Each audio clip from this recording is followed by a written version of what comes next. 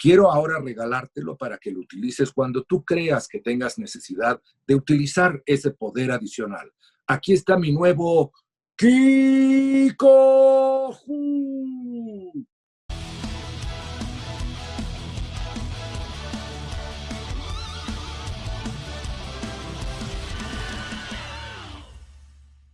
Un poco, Ok. Ismael, sobre esto de la tecnología, digo, vos ya sos una leyenda del doblaje, ya hace muchos años que estás en este rubro, digo, imagino que desde que comenzaste ha avanzado mucho, ¿no? La tecnología en cuanto a grabación, en cuanto a micrófonos, en cuanto a edición. Digo, ¿cómo ves ese Muchísimo, avance? muchísimo. No, muchísimo, muchísimo. Tú te imaginarás que de cuando yo empecé en el doblaje, en primer lugar teníamos que estar todos los que participábamos en el loop adentro de la sala, ¿no? Entonces, y estaban los que participábamos y los que iban a entrar pronto, y además se fumaban, ¿no? Entonces era aquello, pues ahora sí que como un cuarto en penumbra, ¿no? Con la mayoría fumando, y pues los que hablaban pegados al micrófono, ¿no? Que aunque eran de cierta calidad, los micrófonos de entonces, pues no eran, pues con la capacidad de recepción que se tiene ahora. Fíjate, de uno de los lugares donde yo empecé a hacer doblaje, que era Rivatón de América, que fue una de las primeras empresas que había empezado en México muchos años antes de que yo fuera, ¿no? Pero bueno, fue de las primeras. Y resulta ser que en la parte de abajo, como era una especie de edificio, digamos, o una casa con 3 pisos, entonces en la parte de abajo había una imprenta y entonces estaban así, ahora sí que imprimiendo, ¿no? Entonces tenían que ponerle al mínimo el volumen o la ganancia al micrófono para que no se metiera ese ruido de abajo. Y entonces el actor tenía que proyectar mucho la voz para poder, ahora sí que ser grabado y que se escuchara bien, ¿no? Eso, pues, por ejemplo, ahora pues ha cambiado completamente, ¿no? Hoy, por ejemplo, que estuve ahí grabando, a cada ratito paraban al actor porque se metía más voz, ¿no? O sea, hacía un pop o alguna cosa así, porque antes el micrófono estaba como a 1 metro de distancia de uno, más o menos, no estaba por allá. Y uno, pues, había un atril, digamos, donde estaba el libreto y uno con los demás actores ahí, ¿no? Y entonces, pues, te digo, tenía uno que proyectar la voz. Y desde luego en la parte de la edición y todo esto, pues era completamente distinto, porque en aquellos entonces se recibía el material en 16 milímetros y se tenía que cortar el óptico y el magnético para hacer lo que se llamaba el loop, que se proyectaba ahora sí que en proyectores de 16 milímetros, y entonces se cortaban tanto el magnético como el óptico. Entonces cada loop tenían que montarlo en un proyector y a la vez montar la parte del magnético en otro grabador, digamos, ¿no? Del mismo tamaño para que pasara parejo. Y ya en el momento que se acababa ponían el otro y así. Entonces, pues era una cosa completamente distinta, ¿no? Yo me acuerdo de los ingenieros cuando iban con los loops de la película, no iban ahí, ahora sí que en México decimos tambache, no sé si se puede, pero bueno, como un costal, ¿no? Digamos, enorme de pedacitos de película, ¿no? O sea, todo lo largo de la película de media hora o de 1 hora o de 1 hora y media o de 2 horas, cortadito en pedazos, ¿no? Y lo mismo la parte del magnético. Entonces, y ya después eso se iba armando en una moviola, donde entraba el óptico y el magnético, ¿no? Entonces iban emparejando y así. Por eso, si tú te das cuenta, cuando se habla digamos que la etapa de oro del doblaje en México, ¿no? Que, bueno, sigue haciéndose un muy buen doblaje, pero esa llamada etapa de oro, ¿no? Donde estuvieron los más grandes, digamos, del doblaje, como Narciso Busquets, como el mismo Pepe, pero su hermano Jorge Lavat, Jorge Arbizu, en fin, mi mamá, mi papá, en fin, tantos y tantos y tantos compañeros, ¿no? Si tú te ves, si tú te fijas, a lo mejor hay más imperfecciones, por ejemplo, en acabar a tiempo o entrar un poquito tarde o cosas de ese tipo, porque no hacía el mismo match, digamos, la máquina y el editor, que ahora lo puedes hacer, ¿no? Como tú sabes ahora, por ejemplo, con el Pro Tools, puedes incluso alargar una palabra, ¿no? Si te queda un poquito corta, hacerla un poquito más larga, o por el contrario, hacerla más pequeñita, claro, sin que se te oiga mal, ¿no? O sea, ya cuando se oye mal, pues hay que hacer un retake, ¿no? Si quedó así. Pero ha sido mucha la diferencia. Y también la velocidad, nada más que yo pienso que para el director, en términos generales, es como dirigir la película 3 veces, aunque no sé si me explico, porque tú antes como director llegabas y, por ejemplo, si tenía la película 350 loops, por decir un número de loops, pues eran, digamos, los que tú dirigías, ¿no? 350 loops. Y en esos 350 loops, pues participaban todos los que tuvieran que participar, ¿no? Si en un loop iba uno solo, pues uno solo, dos, si eran cinco y así, ¿no? Y entonces iban tomando, ¿no? A ver, dame del 1 al 25, luego del 40 al 62, luego del 80 al 90, para ir sacando, por ejemplo, un personaje, ¿no? Después así, o sea, cada director, digamos, se organizaba a su modo. En cambio, ahora como va de uno por uno, yo digo el director, por ejemplo, ahora la película que acabo de dirigir tenía 4 protagonistas que tenían casi el mismo número de loops, ¿no? Cerca de 200 loops cada una de ellas, ¿no? Era una película turca y tenía cada una de ellas casi 200 loops. Entonces tú imagínate que tienes que pasar la película 4 veces con 200 loops para, ahora sí que para cada una de ellas. Bueno, una vez para cada una, más luego cada personaje, no que tenía nada más 80 o 120 o 4 o 5 y otra vez y otra vez y otra vez, ¿no? Entonces, pues son avanzas en el tiempo, es decir, no tienes que esperar a que estén bien los 5 compañeros que forman parte del loop, pero sí lo tienes que hacer más veces, ¿no? Pero bueno, todo esto son avances que igual se han dado en otras áreas, ¿no? Y Mael, un poco pensando en lo que me comentaste, esto de que estaban todos juntos en una cabina, me sorprende un montón, digo, wow. Se formaba también, pienso, una magia, ¿no? Entre todo el elenco, entre todo el cast, que capaz hoy no se da, porque hoy estás, como me decías, estás solo frente a un micrófono y una pantalla. En cambio, antes era todos juntos, o sea, había como, no sé, no tengo una amistad, pero un compañerismo que no se da ahora.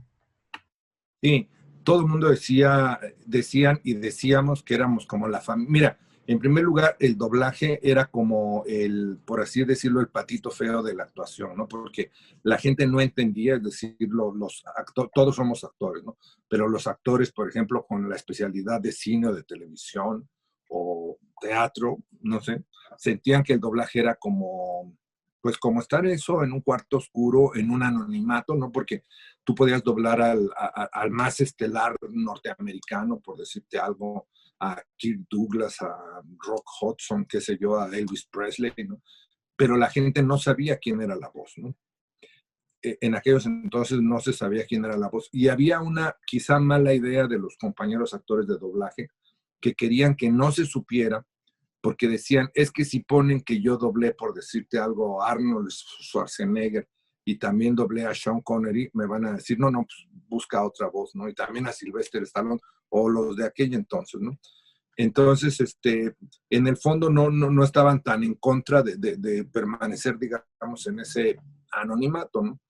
Entonces, pues así se grababa y así se hacía. Sin embargo, indiscutiblemente, todo mundo decíamos, éramos la familia del doblaje, ¿no? Incluso cuando de alguna manera se apoyaba alguna causa, es decir, cuando había alguna causa sindical o lo que tú quieras que se apoyara, siempre doblaje marcaba, digamos, esa diferencia, ¿no? Claro, en aquellos entonces no éramos tantos como ahora, y tantos con derechos, pues, por así decirlo, ¿no? O sea, a lo mejor había 80 o 100 compañeros con derechos y, por ejemplo, activos en el sindicato, activos con la calidad de activos o honorarios en el sindicato, o 150 o 200, por decirte algo, y había 4,000 o 5,000 socios, ¿no?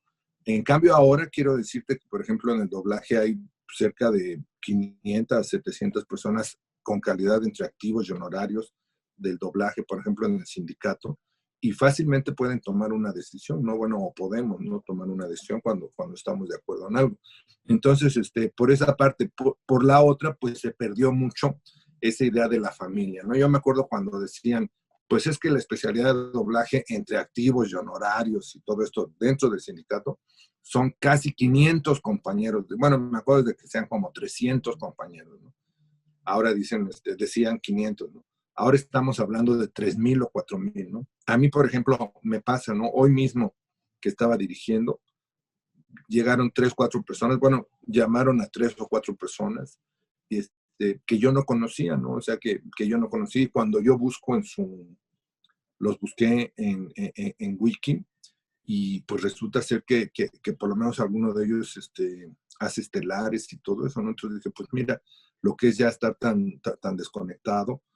Hay tantas empresas, ¿no? Tantas empresas que también, pues, y por otra parte se han dado tantos cursos por compañeros que está bien, digo, cada quien está bien, ¿no? Pero tantos cursos y todo esto, entonces hay tanta gente que quiere hacer doblaje. Yo pienso que tanta como antes la gente quería hacer televisión, por ejemplo. Antes casi a joven que le preguntaras, ¿no?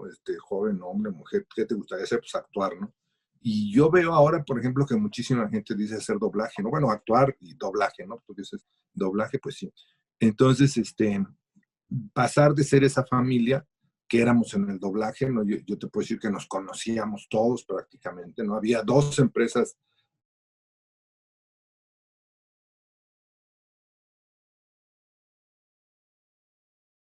un grupo de compañeros, sino cuando ya empezaron aquí en México con Enrique Candiani, este, hace, pues por ahí de 60 años más o menos, ¿no?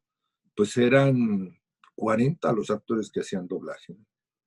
Y de ahí pues se fueron creando otras empresas, ¿no? Mr. Lee, Rivatón de América, el licenciado Carlos David Ortigosa, que se había ido a Nueva York al doblaje, puso la suya aquí, se alió con Bob Lerner, ¿no? Y entonces pusieron un estudio aquí en México que se llamaba Cinza. Entonces las 2 empresas más grandes que fueron quedando, digamos, eran Oruga, de Enrique Candiani, y Cinza, ¿no? Del licenciado Carlos David Ortigosa. Yo, por ejemplo, ahí, bueno, y Rivatón de América, pero eran como empresas chicas comparadas con estas 2 grandes, ¿no? O sea, estaban los Macías, ¿no? Que ahora pues, tienen muchísimo trabajo, ¿no? En el Foro y Art Sound, el grupo Macías. Incluso en Estados Unidos creo que todavía doblan, ¿no? Pero bueno, estaban los Macías, que entonces se llamaba Sonomex, estaba Rivatón de América, estaba Oruga, Cinza, estaban los hermanos Rodríguez, que era una cooperativa de doblaje, donde estaba, por ejemplo, Magda Leonel, su esposo entonces, el ingeniero Rodríguez. Antes fue Arturo Mercado su esposo, pero bueno, después ya no. Y había unas 5 o 6 empresas, incluso cuando se hizo una huelga de doblaje, pues yo te puedo decir que a mí me tocaba andar recorriendo pues por la noche, ir viendo más o menos que estuvieran los compañeros haciendo su guardia y demás cosas, ¿no? Y a veces, y un día a la semana, una cosa sí me tocaba hacer guardia. Por cierto, mi compañero de guardia de huelga era Raúl de la Fuente, ¿no? Pues desde entonces nos decimos partner, ¿no? ¿Qué pasó, partner? Llegábamos ahí a nuestro horario de huelga y pues haz de cuenta, de 12 de la noche a 8 de la mañana, ¿no? Pues a las 8 tenía que llegar el otro grupo para estar hasta las 4 de la tarde y así, ¿no?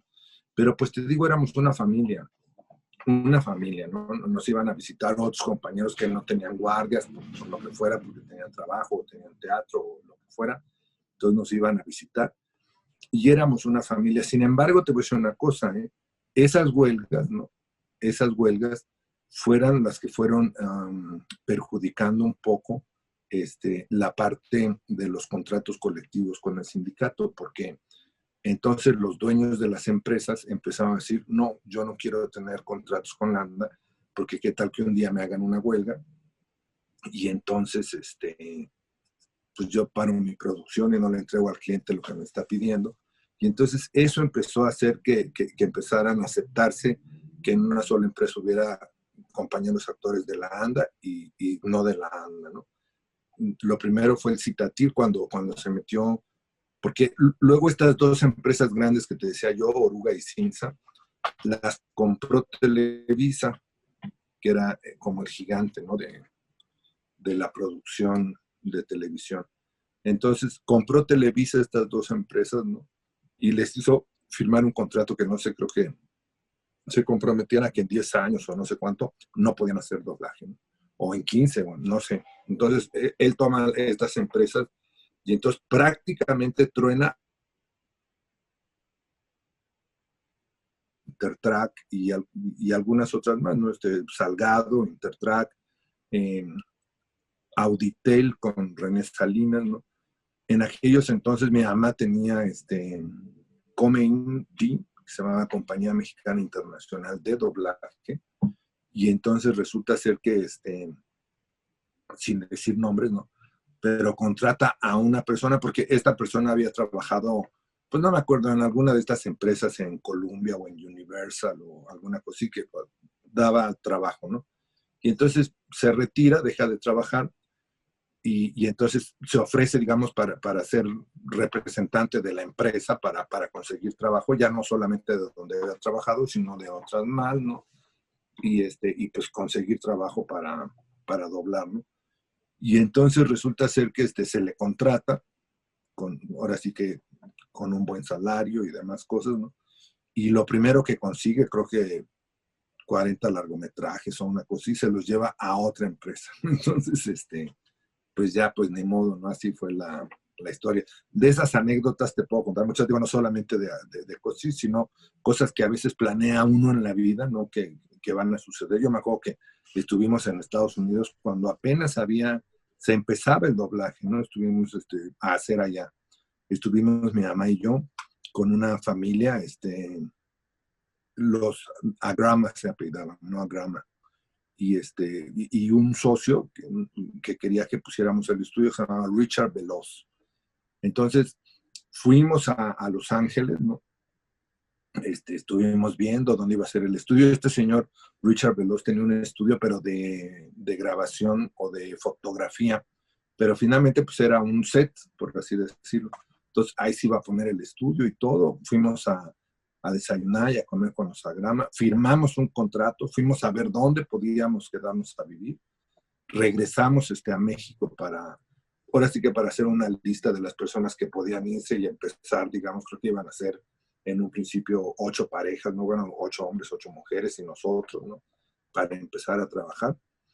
Y se canceló el contrato, ¿no? Es decir, en eso llegó otra persona, ¿no? También sin decir nombres, que dijo, no, pues yo igual te lo consigo, pero más barato, ¿no? Entonces, pues bueno, pero son las cosas que han ido perjudicando un poco al doblaje, porque claro, cuando de pronto una empresa grande, sea esta la que sea, te dice, pues yo te cobro $50 el minuto de pantalla, por decir un precio, ¿no? No sé cuánto estén cobrando.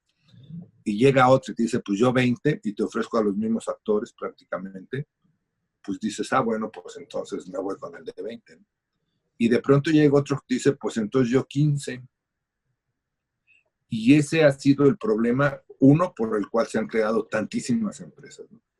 Y dos, se ha perdido un poco la calidad, ¿no? Se ha perdido un poco la calidad, ¿no?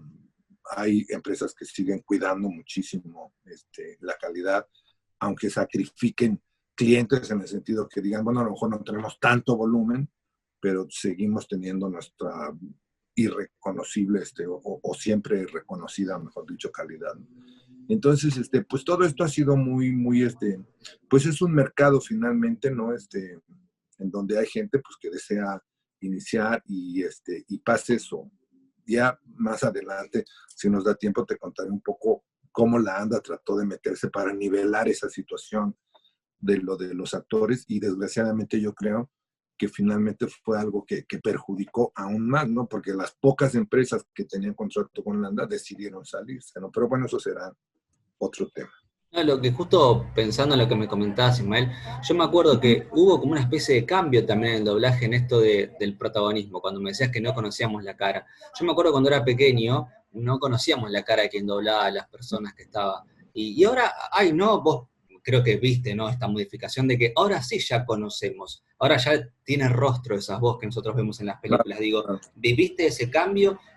¿Por qué crees que pasó esto de que, bueno, ahora le conozco la cara a Ismael que me hacía la voz de este personaje, por ejemplo? Sí, fíjate que yo encuentro históricamente dos momentos muy importantes, ¿no? Fíjate que pasaba lo mismo con la radio, es decir, yo encuentro que la radio es como, no sé, lo primigenio, digamos, al doblaje y a la televisión incluso, y cosas, ¿no? La radio.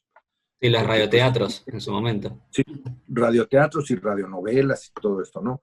Mi mamá, por ejemplo, fue una extraordinaria estrella de las radionovelas, ¿no? Por ahí hay una cosa en YouTube que si puedo te voy a mandar, que es un homenaje que le hicieron, donde puedes dimensionar un poco, digamos, el tamaño de estrella que era, ¿no?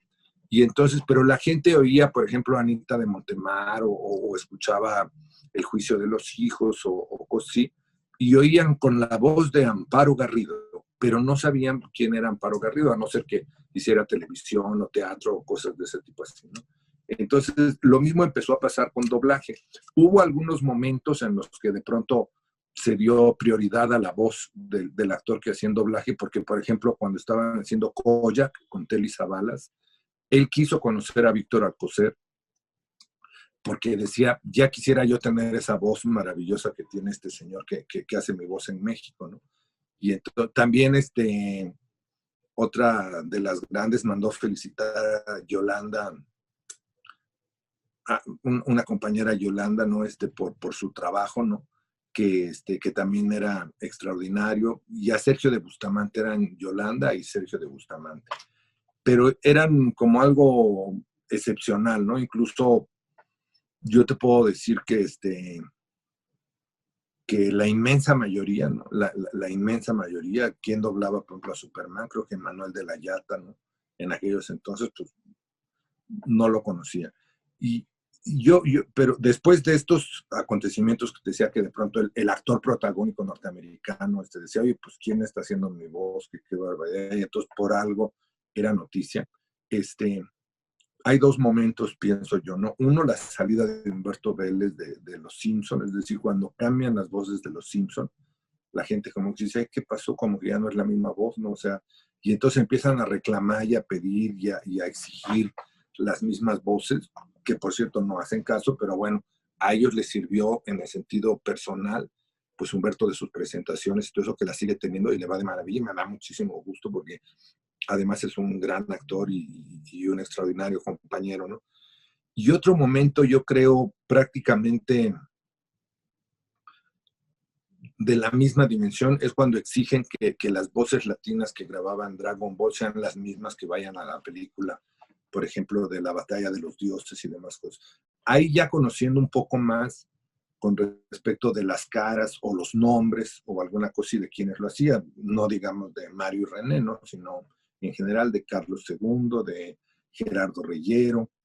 Entonces, a raíz de eso, incluso si tú te das cuenta, fíjate, hay compañeros, por ejemplo, Héctor Lee, ¿no? Héctor Lee es un compañero que yo considero que es uno de los mejores actores de doblaje, de los más versátiles que pueda existir, ¿no? O sea que hasta acaba de sacar un demo que publicó en su página de Facebook y dice, bueno, pero ¿cómo puede hacer tantísimas voces, no?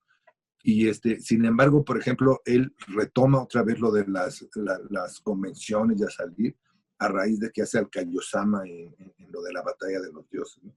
Que no lo hizo en esa ocasión Ricardo Gil por algún motivo, no lo hizo y entonces lo hizo Héctor y nuevamente eso. Sin embargo, Héctor había doblado a Ryan Reynolds, a Adam Sandler, bueno, a infinidad de actores, ¿no? Eso hace que la gente empiece a conocer quiénes son los actores y de ahí viene un auge, ¿no? Es decir, muchos, yo te puedo decir que muchísimos compañeros empiezan a dar cursos, ¿no? De doblaje, muchos jóvenes y no tan jóvenes empiezan a inscribirse a estas academias, ¿no? Donde son preparados para actuar, pero bueno, con la especialidad de doblaje o locución. Y esto, pues, es bueno, ¿no? Es bueno de alguna manera, ¿no? Te digo, vas conociendo muchas voces, ¿no? Que de otra manera, pues, a lo mejor no conocerías, ¿no? Porque eso sí, cuando se hablaba de la familia del doblaje era maravillosa, pero sí era un poco cerrado aquello, ¿no? Sí era un poco como somos este grupo y 500 o 300, pero éramos ese grupo. ¿Y crees que, por ejemplo, también ha ayudado mucho esto de que ya los fanáticos y las fanáticas pedíamos esas míticas voces que escuchábamos cuando éramos pequeños, cuando empezó la franquicia como Dragon Ball? Digo, ¿ayudó mucho también que la gente quería esas voces? Claro, claro, eso fue fundamental porque en el caso específico de lo de Dragon Ball, ¿Te acuerdas que hubo una serie que incluso hubo algunas películas en donde no todos participaron, ¿no? O participamos. Sí, Y de hecho luego hubo estuvo lo mucha, de... perdón que te moleste, pero hubo mucha queja porque hubo un Dragon Ball Z, Kai, que no estaban las voces Ay, originales, y acá ajá, en sí la serie estaba buena, pero uno que quiere esos personajes con tu voz, con la de Mario, con la RN, no era lo mismo, y ahí uno valoraba lo que era la profesionalidad del actor, y ustedes, siempre digo lo mismo, así es. lograron esa magia de que, para mí, no existe Teslihan sin Ismael. Esa es una magia que se logra, creo que el doblaje lo logra eso. Así es, así es. Y además, fíjate que te voy a decir una cosa aquí, esto que acabas de mencionar es muy importante. Bueno, en el caso de Dragon Ball Z Kai, algunos sí participamos porque, bueno, a mí me hablaron, oye, pues que viene otra entrega de Dragon Ball. Ah, bueno, ya después supe que no había estado Mario y no me acuerdo quiénes más no habían estado, algunos sí, otros no. Creo que esta la dirigió Irving Dayan, si no mal me equivoco, ¿no? No me acuerdo, pero bueno, así estuvo, pero sí supe y sé que incluso muchos de los fans la tienen como casi como prohibida, ¿no? Así, no prohibida, pero decir, esto no forma parte de la saga de Dragon Ball, ¿no? Entonces, lo entiendo. Y por otra parte, por ejemplo, yo te puedo decir la importancia de los personajes que uno hace, como Ten Shin Han, o como los otros que hemos mencionado, o cualquier otro, y se van quedando, y entonces ya difícilmente puedes ya imaginarte a ese personaje que estás viendo con otra voz, ¿no? Ayer, por ejemplo, no sé si has platicado con Carlos II, sino para no aburrir con eso, pero, por ejemplo, platicaba Carlos II que a él lo llamaron para hacer una prueba en Toy Story, pero del chavo el viajero espacial, ¿no? El que hizo después José Luis Orozco, ¿no? Y Buzz entonces, Lightyear. ajá, ajá. Entonces, el señor Panchito Colmenero, que era quien dirigía, don Pancho Colmenero, le dijo, oye, fíjate que yo tenía que mandar 5 castings de cada uno, o 10, digo, no sé, no quiero decir el número exacto, pero 5 voces de cada uno, y ya no vino uno a hacer la voz de Woody, ¿no? Entonces, hazte tú una voz ahí, ¿no? Entonces, dice, no, bueno, pero pues, ¿cómo no? Pues si mires vaquero flaco ahí, tú haz la voz, y ya no. Entonces dice que incluso ni siquiera quedó en sync, ¿no? Que dijo, no, bueno, pues ahora mis amigos. Que no. Y entonces le dijo, no, pues ahora lo pongo. No, no, así ya déjalo, lo voy a mandar así porque es nada más para cubrir que sí se vayan 5 voces de cada uno. Y que le hablan como a las 2 semanas, ¿no? Y le dicen, oye, pues vente a hacer tu papel. Él pensó que iba a ser el otro y resulta ser que era Woody, ¿no? Pero finalmente, pues esa identidad que se da con los personajes, difícilmente la gente después acepta que sea otro personaje, ¿no? Esto pasó, por ejemplo, con el misterio que se tiene en la batalla de los dioses, el papel o los papeles que hacía Laura Torres, ¿no? No sé si tú recuerdas que se hizo un gran escándalo, incluso porque la empresa no quería, bueno, no quiso que trabajara porque había tenido un problema con ella, justamente por una huelga de doblaje. Y y pues no se supo, nunca han dado a conocer, por así decirlo, oficialmente, ¿no? Quién hizo la voz, ¿no? Pero sí hubo muchas protestas, ¿no? En el caso del maestro Roshi, pues sí se tuvo que cambiar porque había muerto Jesús Colín, ¿no? Y en el caso del Cayo Sama, no quiso Ricardo Gil en ese momento, ¿no? Que por cierto ahora ha estado un poco triste Ricardo Gil, a que le mandamos todo nuestro apoyo y cariño, pero no quiso en ese momento Ricardo, a lo mejor por alguna cuestión económica, misma que entiendo, o sea, cada quien tiene derecho a pedir lo que considera que debe de ser, ¿no? Y entonces resulta ser que lo hizo Héctor, y a Héctor le sirvió muchísimo, ¿no? En este momento, por así decirlo, relanzó su carrera, ¿no? Él estaba en Morelos, cerca de la Ciudad de México, en Morelos, pero no estaba haciendo mucho. Ahora nuevamente, bueno, entonces a la fecha y convenciones y presentaciones y todo. Entonces, la gente finalmente identifica mucho al personaje y generalmente no perdona que le cambien la voz, a no ser que sea por algún motivo que ya esté fuera de toda posibilidad, como decíamos el asunto de Jesús Colín, que desgraciadamente falleció y pues bueno, ahí sí ya no había otra. O cuando el actor dice, pues no quiero, ¿no? En el caso de Laura decía, no, pues yo sí quiero, ¿no? O sea, quiero grabar, ¿no? Pero bueno, pues vino esa circunstancia, ¿no? Sí, me acuerdo de esa situación de no haberlo escuchado y uno, uno que está acá como fanático no lo entiende. Imagino que ustedes como profesional deben tener sus motivos y ella debe tener, no sé si es suyo, la empresa. Y nos quejamos que es lo único que podemos ayudar acá, que ustedes tengan el trabajo que les corresponde.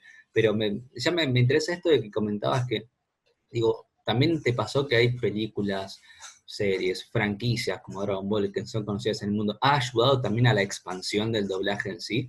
A que, mira, ahora queremos que esta persona sea, y una franquicia grande como Dragon Ball también, me imagino que te hizo, no sé, hacer más grabaciones, hacerte más conocido, no sé si fuiste a convenciones y eso. Sí, sí he ido a convenciones pocas, porque generalmente las personas que organizan las convenciones buscan, y lo entiendo perfectamente, pues quien les genere más para que recuperen su inversión, digamos, ¿no? Por ejemplo, si a mí me llevan, por decirte algo, a Perú, y no va apoyado, por ejemplo, por algún otro o algunos otros dos, no tiene, por supuesto, la misma pues concentración de personas, bueno, está con la pandemia en ningún lugar, ¿no? Pero no tiene, digamos, la misma que tendría si va, por ejemplo, uno de los muchachos, ¿no? Como Mario. Y a veces estas personas que organizan las convenciones, todo eso, si ya llevan a Mario y a René y a, no sé, y a Gerardo y a Carlos, pues dicen, pues ya para que traigo a otros, ¿no? Aparte, a veces llevan también, por ejemplo, de la Sailor Moon, o ahora que hay tantas cosas como, por ejemplo, los Caballeros del Zodiaco y todo esto que de alguna manera tienen sus propias convenciones y su propio público y todo eso, pues es difícil. Pero sí, por supuesto, que uno como, a lo mejor no a ese mismo nivel, pero en otras opciones sí tiene uno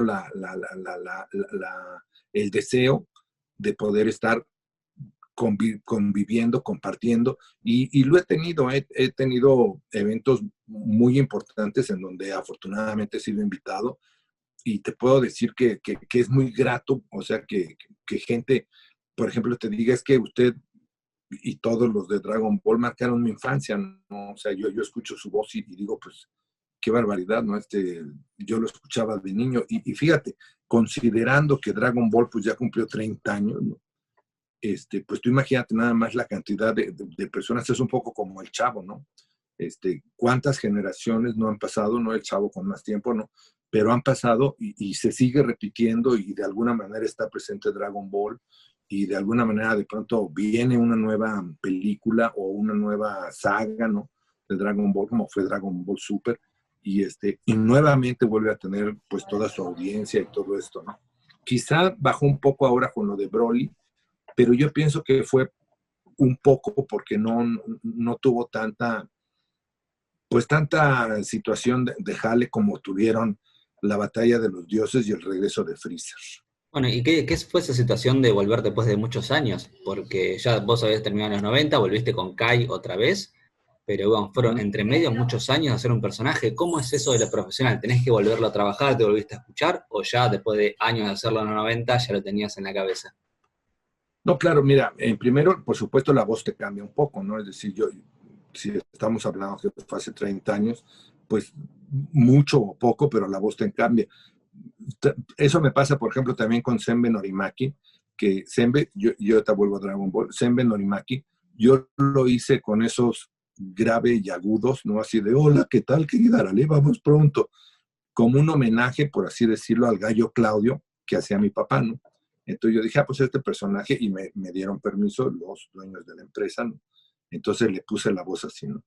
Y yo veo que ahora, por ejemplo, con los años, ya no fumo, pero fumé y demás cosas, ¿no? Ya mis agudos ya no son, pues ya no es tan fácil, o sea, ya tengo un poco más de la garganta ronca, entonces, bueno, pues son cosas que van pasando, ¿no? Sin embargo, te voy a decir que la aparición que tuvo Sembe en Dragon Ball, la gente me la agradeció mucho, ¿no? Y le gustó mucho y me escribían, y he tenido muchos comentarios con todo, y que ya no tenía pues toda esa parte que había tenido hace 30 años. Ahora puedo hacer otras cosas que a lo mejor antes no podía hacer, ¿no? Y claro que retomas el personaje, ¿no? Fíjate que yo recuerdo que cuando yo llegué, el primer día que yo llegué, no me acuerdo si fue en esa etapa de calle, pero yo llegué y estaba Irving Dayan, eso sí recuerdo que estaba dirigiendo, y me dijo, oye, cuál era el poder de Ten Shin Han, ¿no? Entonces le dije, pues, me dijo, era que Kiko Ho o Kiko Hu. Y fíjate que yo de pronto dije, caramba, pues ya no me acuerdo si era Kiko Ho o Kiko Hu, ¿no? Y entonces tuvimos que ver, fíjate, alguna escena por ahí. Entonces ya vimos que era Kiko Hu, ¿no? La escena, la más famosa, ¿no? Cuando dicen que porque es un triángulo aquí y abajo se hace un cuadrado, pero yo veo que el triángulo puesto así es como cuadrado, ¿no? Pero bueno, entonces, pues retomar un poco, ¿no? Ya el tono y todo eso, pues más o menos lo tenías, porque si tú te das cuenta, hay algunos compañeros actores que modifican mucho su voz, digamos, para el personaje, ¿no? Sobre todo cuando son caracterizaciones muy particulares. Yo, por ejemplo, para Ten Shin Han no la modifico tanto, ¿no? Es decir, o sea, hablo un poco, a lo mejor un poco más de, sí, claro, hay que atacar inmediatamente, tenemos que hacer algunas cosas que poco sospechen o lo que sea, pero digamos que es mi voz más o menos normal, pues, por así llamarlo, ¿no? Entonces, hay algunos otros, no, pues eso digo, si ves ese video de Héctor, o si ves, por ejemplo, algunos trabajos de Moisés Palacio, en donde realmente ni le reconoces la voz, ¿no? ¿A poco Moisés hizo esto, no? Porque la modifican muchísimo, ¿no? Para caracterizaciones, ¿no? Yo puedo hacer caracterizaciones, digamos, de mi timbre de voz, a más grave, alguna cosa así, ¿no? Pero ya muy difícilmente me podría ir a alguna cuestión de agudos, y no tiene que ver la edad ni nada, no tiene que ver que lamentablemente fui fumador, ¿verdad? Y entonces, pues, de alguna manera,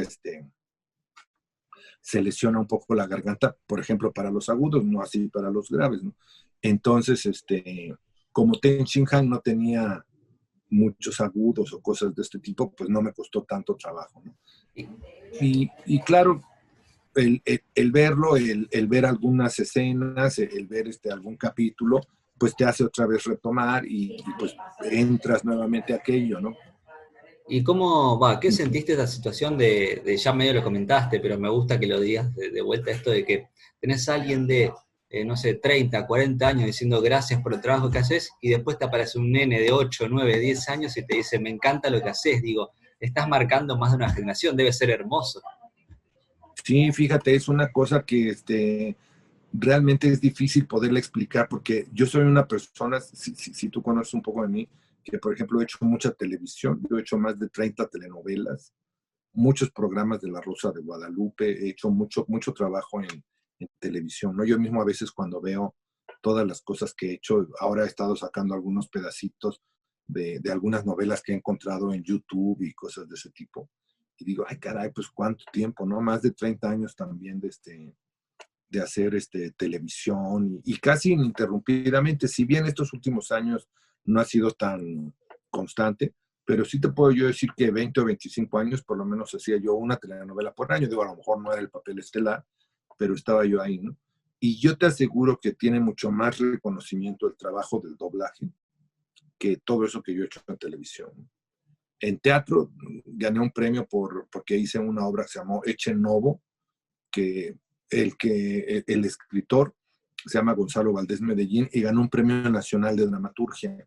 Entonces, le iban a presentar en Bellas Artes, bueno, en el circuito de Bellas Artes para culminar en el Palacio de Bellas Artes, que sería el equivalente en Argentina del Teatro Colón, digamos, ¿no? Y entonces resulta ser que la iba a llevar, la iba a interpretar un actor que se llamaba, y falleció ya en paz descanse, Sergio de Bustamante, un gran actor, ¿eh? Y entonces, por algún motivo no pudo o no quiso, ya no supe qué pasó, pero me habló el escritor y me dijo, Ismael, me tienes que salvar porque no puede Sergio de Bustamante y necesito hacerla, ¿no? Así es que por favor, ¿no? Y yo le dije, pues bueno, ¿no? Una obra que dura 2 horas y media en las que habla el personaje de Salvador Novo casi 2 horas, ¿eh? O sea, bueno, dialoga con el diablo, ¿no? Con el demonio que se le aparece en un cuarto, pero todo el peso lo va teniendo el personaje, ¿no? Y algunos otros aparecen por ahí, pero prácticamente sin hablar, ¿no? Son como esencias o cosas así. El diálogo, digamos, es con el demonio. Algo así como Fausto, ¿no? Y entonces resulta ser que, pues tuvimos muchos premios y todo eso, ¿no? Sin embargo, por ejemplo, pues eso llegó a muy poca gente. La televisión tal vez llegó a mucha gente, pero hay tanta, digamos, demanda y oferta de actores que pues sí pasa que voy por la calle, ay, usted ha hecho tal cosa y demás cosas, pero casi es indudable que es cuando yo digo, bueno, y en doblaje Ten Shin Han, ahí sí prácticamente todo el mundo dice, no me diga que no sé qué, ¿no?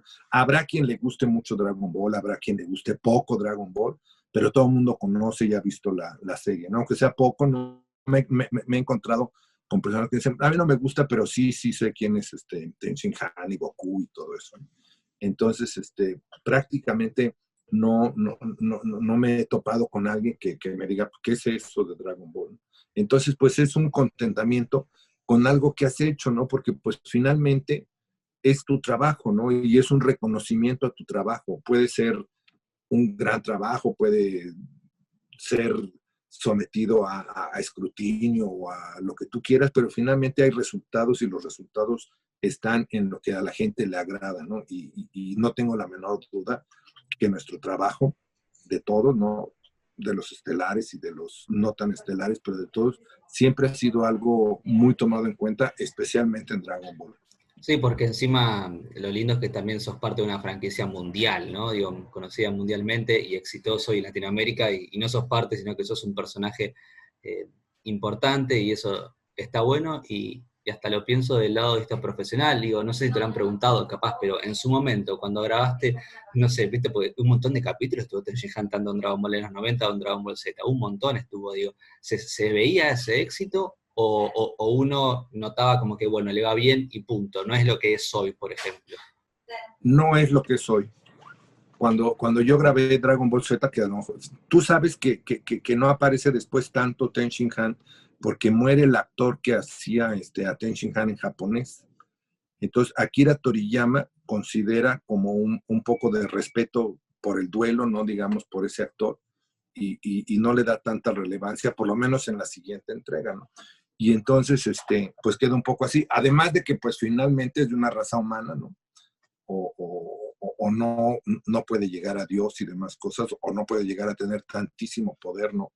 Como el poder que desarrollan los Super Saiyajines, y entonces también queda un poco más, pero si tú ves, por ejemplo, en Super es una cuestión ya más mística, aunque va al torneo y es eliminado pronto, pero bueno, es como ya más místico, ya está enseñando más bien sus katas y esta cuestión del karate y todo eso.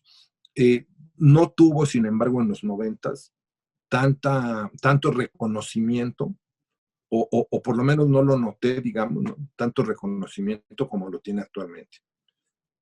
Era una serie, sí, mira, por ejemplo, de las primeras cosas que yo hice en el doblaje cuando lo tomé o lo retomé después de la muerte de mi papá, fue Dinastía.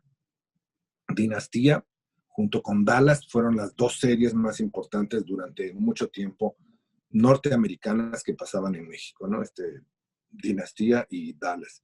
Y yo en Dinastía doblaba a Steven Carrington, que era pues el hijo del protagonista, ¿no? El protagonista lo hacía primero Víctor Mares y después Rubén Moya, pero con Víctor Mares, ¿no? Y yo te puedo decir que, pues, aún sabiendo a veces la gente que yo hacía esa voz y demás cosas, no era tan tomado en cuenta, digamos, ¿no? Como lo es, sin embargo, hoy Dragon Ball, ¿no? Yo creo que a raíz de la batalla de los dioses, quizá un poquito antes, ¿no? Pero a raíz de la batalla de los dioses y del grupo que se formó y todos los que lo integraron y lo formaron, José Antonio Delgadillo, en fin, otros, muchos chicos más, Gonzalo Mori, que es una enciclopedia de doblaje, sabe incluso más que yo, a veces hasta cosas que yo no me acordaba que había hecho. Me ha llegado a pasar que en alguna entrevista me dicen, bueno, y el personaje fulano de tal que hiciste en tal película, que no sé qué, yo digo, ay, chirrón. Y ya, bueno, pues me acuerdo, ¿no? Pero bueno, tú imagínate que, por ejemplo, para un actor de doblaje, a veces cuando trabajábamos así, te echabas 8, 9, 10, 11 horas en una casa productora o en una empresa de doblaje y trabajabas en 5 o 6 salas, ¿no? Y a lo mejor en una hacías un personaje de los principales, pero en otra hacías uno pequeño y en otra un doblete y en otra hacías otro mediano, pues imposible, ¿no? Que te acuerdes absolutamente de todo. Sin embargo, hay algunos que van trascendiendo, ¿no? Como por ejemplo, no sé, desde luego Ten Shin Han, pero también Senbei Norimaki, y también Robert De Niro en Ronin y en Angel's Heart, Edward Norton en el Club de la Pelea, en fin, algunos que van quedando y marcando una huella, ¿no? Por ejemplo, yo pienso que de las películas o de los trabajos en general, digamos, que más me han gustado profesionalmente hablando, es El Club de la Pelea, ¿no? Donde doblea a Edward Norton.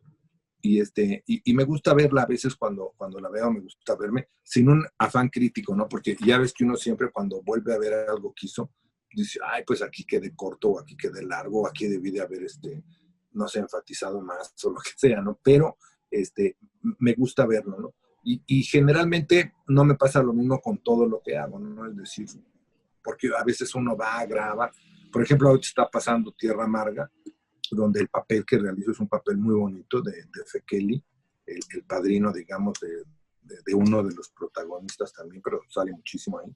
Y, y no tengo oportunidad de verla todos los días. Cuando la veo, pues me da gusto, pero no estoy así viéndola. En cambio, cuando estoy cambiándole a la televisora y empieza el Club de la Pelea o está en una parte, generalmente la veo porque me gusta no solo el trabajo, sino evidentemente la película, ¿no? No, es que para el trabajo fue excelente, creo que la película es muy buena, más allá de eso, y además el trabajo vino acompañado. Y una pregunta casi que te quería hacer a ver qué te divierte más a vos, porque has hecho, digamos, James Gunn, que es como el bueno, pero también has hecho hace poco, me acuerdo, porque a Luthor, que es un personaje villano en DC, y digo, ¿qué te divierte más? ¿Hacer un villano, un héroe? ¿Son cosas diferentes? ¿Cómo es eso? Fíjate que es diferente, ¿no?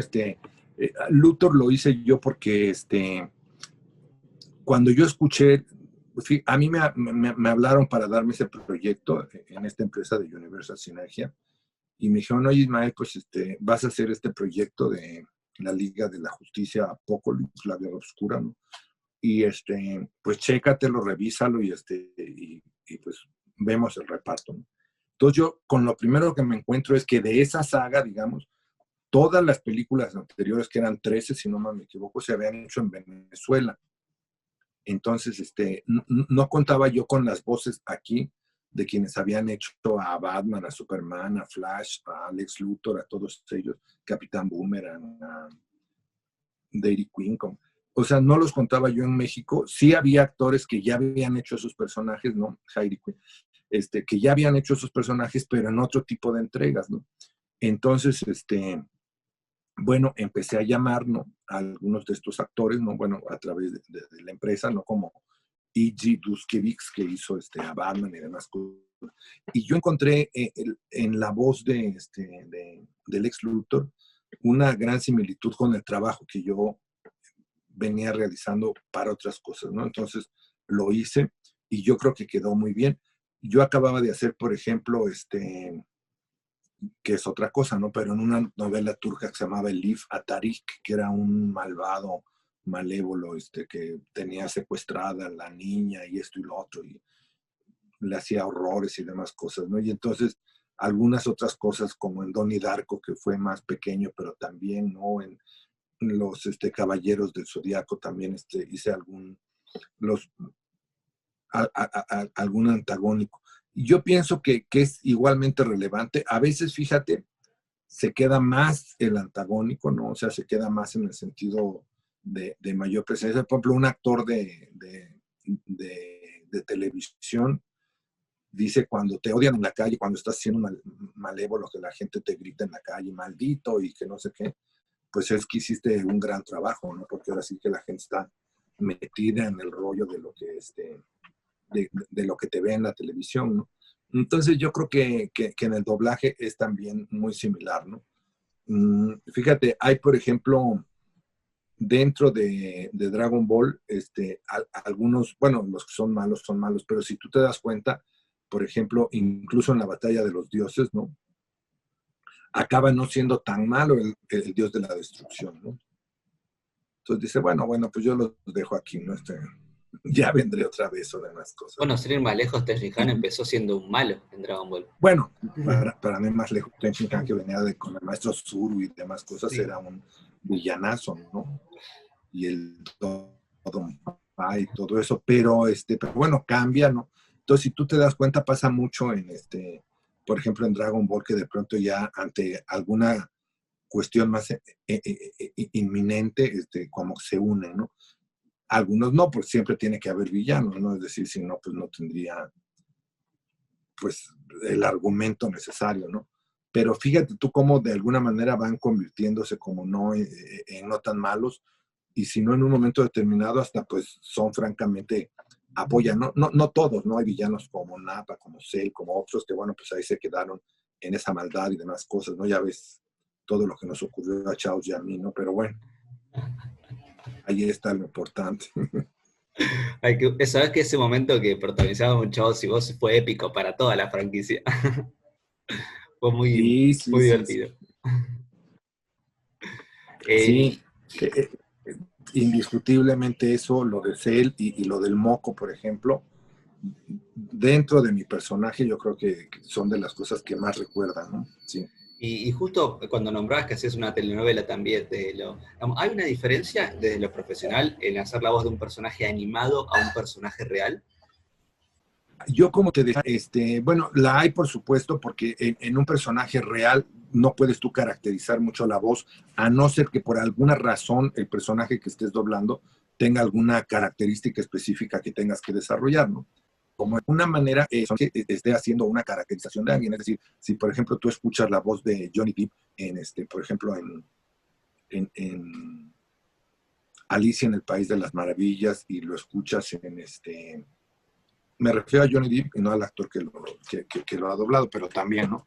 Y por ejemplo lo escuchas en La Fábrica de Chocolates y lo escuchas en Piratas del Caribe, él tiene una cierta caracterización en la voz, ¿no?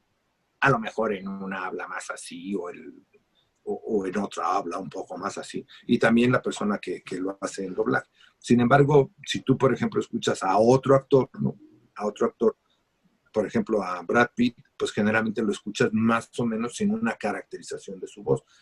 Puede ser que, y lo menciono a él porque, por ejemplo, ya ves que el que más ha doblado a Brad Pitt es Eduardo Tejedo, ¿no? Sin embargo, hay dos películas, desde mi punto de vista también icónicas, que dobló Salvador Delgado. Una fue Conmigo, El Club de la Pelea, y otra fue, Conoces a Joe Black. Y yo pienso que, digo, los dos siendo extraordinarios actores, tú oyes la voz maravillosa, ¿no? De Salvador Delgado, quien, por ejemplo, también hace el gladiador, y, o sea, no hay tanta caracterización, ¿no?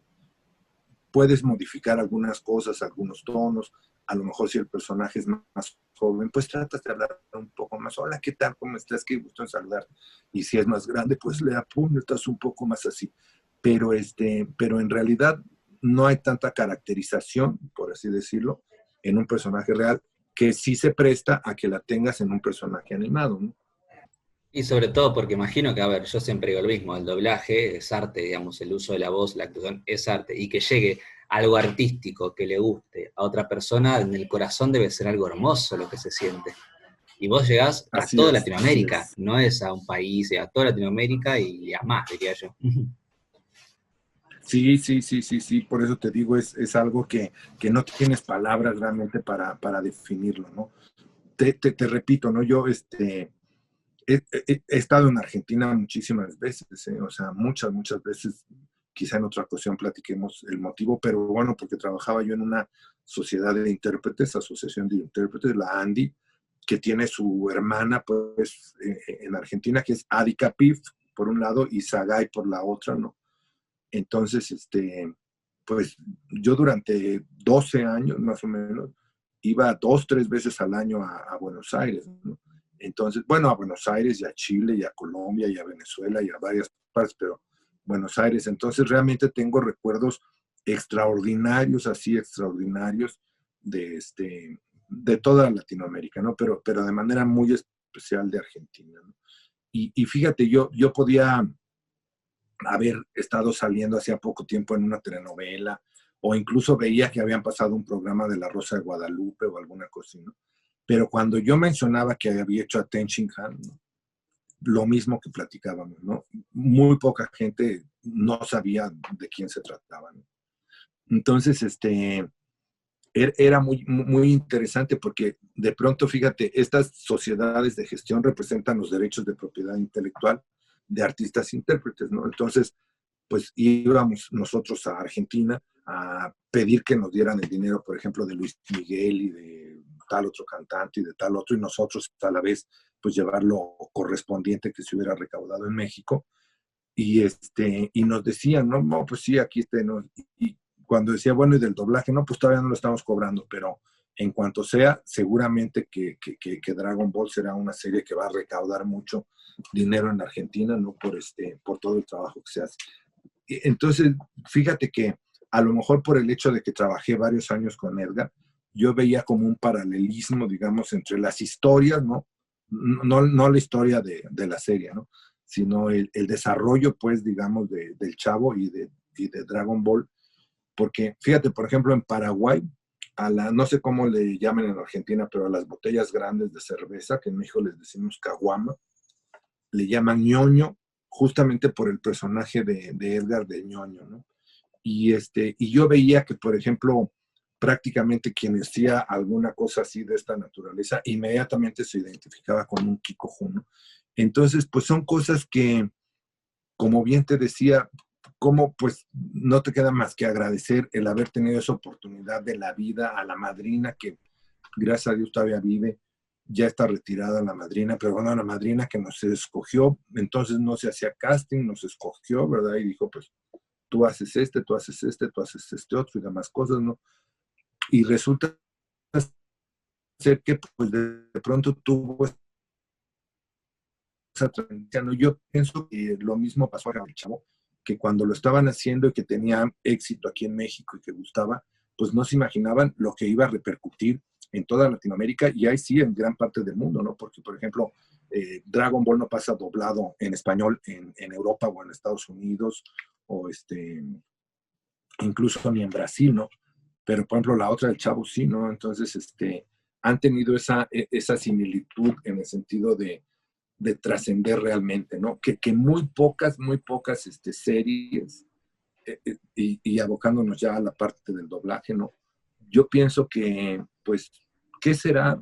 No me dejes mentir, pero yo creo que Los Caballeros del Zodiaco y Dragon Ball son las series que más repercusión han tenido, ¿no? Y yo creo que sí, porque aparte es un poco lo que vos decías, ¿no? Dragon Ball se metió hasta en la cultura pop. Alguien que hace este gesto de cualquier parte de Latinoamérica, ya te ubicas. Tenji Han y la voz de Ismael, ¿viste? Ya como que hace una conexión y se metió, al meterse en la cultura pop, ya que se metió en la cultura en el día a día. Eh, y para hacer Ismael, no quédate más tiempo, porque llevamos una hora, no te quiero molestar. Un mensaje a nosotros, los fans de Dragon Ball, que queremos que siga Claro. siendo, porque aparte, te digo que va a volver seguramente Dragon Ball y Tenchi Han es importante en la próxima saga, así que esperemos que estés vos ahí Sí, detrás sí, del sí, sí, micrófono. sí. Claro que sí, claro que sí. ¿Cuál es el nombre completo del jugador? Eduardo Salvio. Saltio. Salvio, con B corta. Eduardo Salvio. Sí. Hola, Eduardo Salvio. A tu amigo Ten Shin Han. Quiero enviarte un saludo muy afectuoso y decirte que me sentí muy orgulloso cuando vi que utilizabas tu poder en un momento determinado e importante de tu trayectoria. Quiero ahora regalártelo para que lo utilices cuando tú creas que tengas necesidad de utilizar ese poder adicional. Aquí está mi nuevo Kiko Eduardo Salvio, con todo cariño. Quiero que seas esa gran estrella que eres, pero con este poder que te envío para que puedas enfrentar a cualquier adversario. Muchas gracias y muchas felicidades. Recuerda, eres un amigo muy especial. Qué brillante. No, Y ahora, si querés, sí, para despedir acá a toda la audiencia un poco el mensaje a nosotros, el fan de Dragon Ball, que te seguimos con, escuchando, ajá, que queremos que sigas estando atrás del micrófono, que por favor, que seas para siempre, eternamente Tenchi Han. muchas gracias. Bueno, queridos amigos, a lo largo de muchos años he tenido la oportunidad de hacer la voz de Ten Shin Han. Por mucho tiempo he tenido ese gusto y he enfrentado muchas batallas en la serie y en la vida también. De tal manera que hoy les quiero dejar este recuerdo, este poder que he utilizado cuando me he enfrentado a distintos adversarios, como por ejemplo a Cell y a muchos más. Cuando enfrenté a Cell fue cuando creé el nuevo Kikoju. Hoy yo quiero dejárselos a todos ustedes como un poder, una esperanza que podemos utilizar en cualquier momento que sintamos que necesitemos de un amigo que nos dé un impulso, una mano, un apoyo. Pensemos que Ten Shin Han está con nosotros y nos regala este nuevo Kikohu. Queridos amigos, muchas gracias por habernos escuchado por tanto tiempo y esperemos seguir por mucho más.